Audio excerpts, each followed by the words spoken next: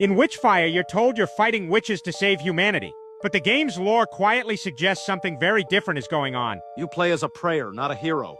A criminal, heretic, or sinner resurrected by the church using forbidden magic they publicly condemn. The church couldn't defeat the witches with faith alone, so they turned to the same occult forces they claim to oppose. Necromancy, relics, spellbound firearms. Prayers aren't redeemed souls. They're expendable assets.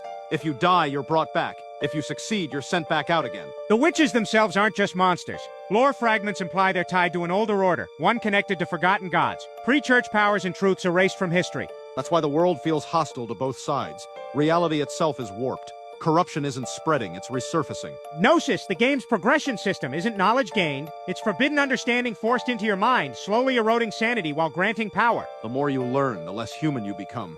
Which is exactly why the church needs you and fears you at the same time. Even death isn't neutral. Each resurrection reinforces the church's control while binding your soul further from any true afterlife.